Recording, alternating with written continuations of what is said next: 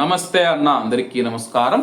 Kuwait airport పైన Iran చేసిన దాడుల వల్ల ఒక భారతీయుడు మరణించాడు, పలువురికి గాయాలయ్యాయి.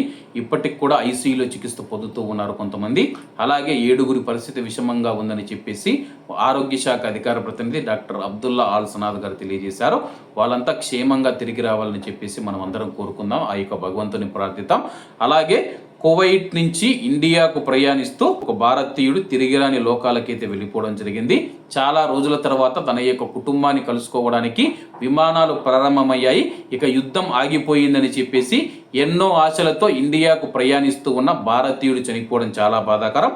అలాగే విమానాశ్రయ సంఘటనలో మృతి చెందిన భారతీయుడు భారతదేశంలోని మధ్యప్రదేశ్ రాష్ట్రానికి చెందిన మన్సూర్ అహ్మద్ రెహమాన్గా అయితే గుర్తించారు. అతను భారతదేశంలోని తన స్వగ్రామానికి తిరిగి వెళుతూ ఉండగా ఈ ఘటన జరిగింది.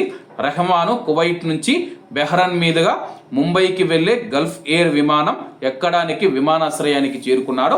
అలాగే అతను విమానాశ్రయానికి చేరుకున్న తర్వాత అలాగే బోర్డింగ్ అంతా పూర్తయిపోయింది. కొద్దిసేపటికి విమానం బయలుదేరుతూ ఉందన్న నేపథ్యంలో మనం చూసుకుంటే కువైట్ ఎయిర్పోర్ట్లోని టెర్మినల్ 1 పైన డ్రోన్లతో ఇరాన్ దాడులు చేయడంతో అక్కడ ఆ యొక్క భారతీయుడైతే ప్రాణాలు కోల్పోయాడు. అలాగే పలువురికి గాయాలయ్యాయి అన్నమాట. ఏది ఏమైనా సరే కానీ ఇటువంటి దాడులు ఆగిపోవాలి. అమాయకుల ప్రాణాలు తీస్తూ ఉన్న ఇరాన్ కావచ్చు, అమెరికా కావచ్చు, ఇజ్రాయెల్ కావచ్చు, వాళ్ళందరూ శాంతి ఒప్పందానికి వచ్చి ఈ యొక్క యుద్ధాన్ని ఆపాలని చెప్పేసి ఏ పాపం తెలియని అమాయకుల ప్రాణాలనైతే యుద్ధం పేరిట మనం చూసుకుంటే అమెరికా, ఇజ్రాయెల్, ఇరాన్ తీస్తూ ఉందన్నమాట.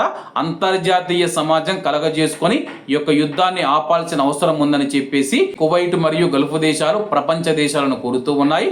కాబట్టి అందరూ బాగుండాలి, అందులో మనం ఉండాలి. అందరికీ నమస్తే అన్న, జై హింద్.